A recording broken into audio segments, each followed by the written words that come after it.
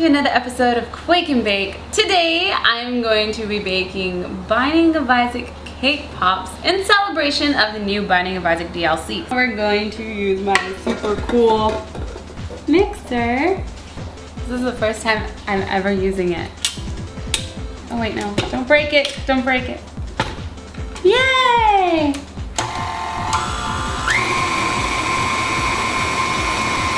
Hey, this is cool. I think I'm supposed to go faster.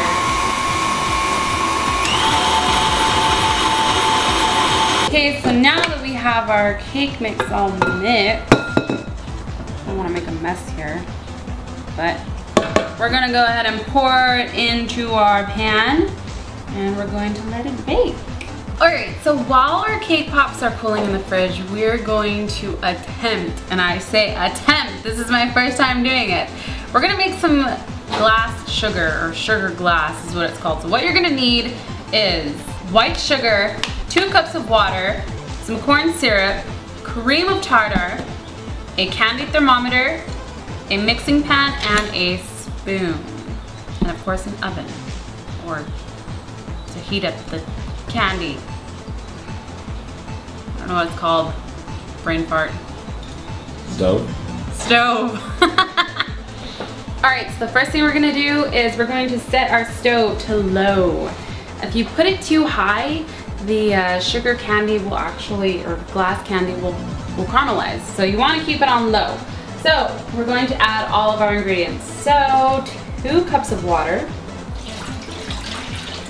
1 cup of corn, 3.5 cups of sugar, and 1/4 teaspoon of cream of tartar.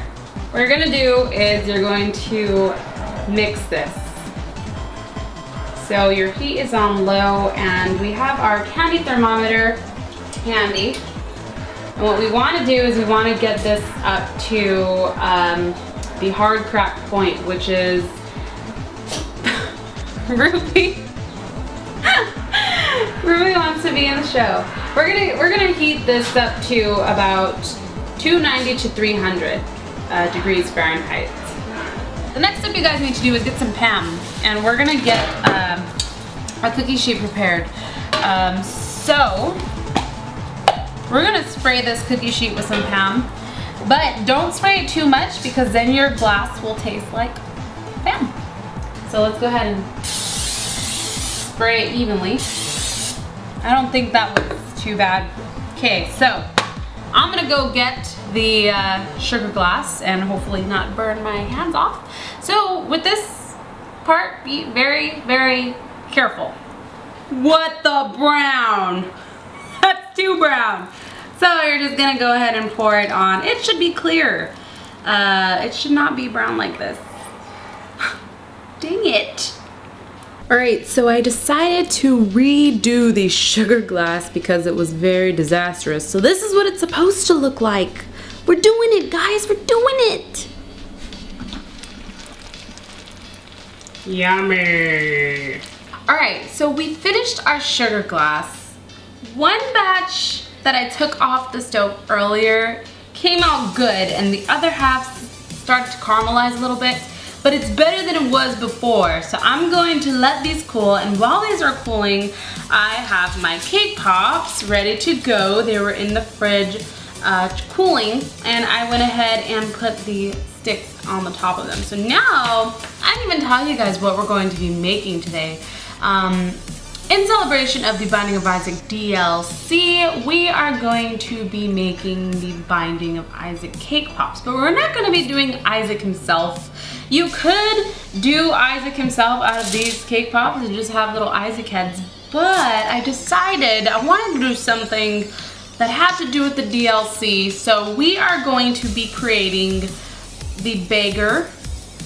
And there is another addition to the beggar in the DLC. It is, I don't know exactly what his name is, but he wants your hearts instead of your money. So we are going to create the beggar who wants your money and the beggar who wants your hearts. So one of them is black and one of them is Isaac's skin color. So we actually have candy melts and we have them ready. So these are actually peanut butter candy melts and these are just black candy melts. Also, I am going to be creating little red flies. That is what the glass is for. We're gonna use that for the wings. So we're going to go ahead and melt these candy melts and red as well. And then we're going to dip our cake tops in them. And once I have them melted, I will go ahead and go over this process with you guys. So let me go ahead and melt them. Alright, so now we have our black and our caramel color or peanut butter chocolate melted. As you guys know, the black beggars, which the ones who want your hearts, they have little horns. So I decided that I'm going to use mini chocolate chips for the horns. So what I'm gonna do is I'm gonna open this. Let's grab 2 of them.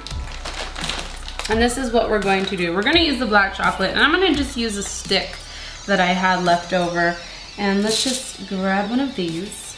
Now these have been sitting in the fridge, so they aren't really round anymore. So what I'm gonna do is I'm gonna grab some of this, put 2 dots on the top, and then I'm going to stick these chocolate chips on like this. There you go. And then I'm gonna stick it in some styrofoam. So it's gonna look like this. And I'm gonna stick it in some styrofoam so that it doesn't fall.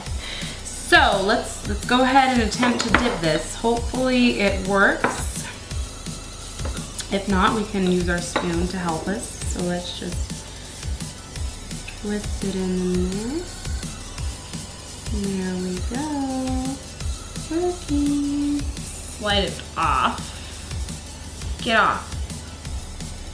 Get off. There you go. So now those are our 2 little bottom halves of the beggar. I don't know if you guys can see that. Bring it up there. And we're now going to work on the head. So let's go ahead and grab a smaller looking cake pop and dip this in here. So this one we have to cover the whole thing since it's going to be on the top. It's gonna roll it on. There we go. All right, so we have a couple beggars here. Don't worry if you could still see the red, because we are going to use some fondant to cover that up, because if you remember, he's holding a little sign. Okay, so this chocolate's a little thinner in consistency, which is better. This is good for us. There we go. See how easy that was? And it looks fantastic. Fantastic! All right. So let's gather up our chocolate. We don't want to keep it in the chocolate too long, because then the chocolate chips will melt off. So let's try and do it as fast as we can. And we're just gonna plop it on top. Like that.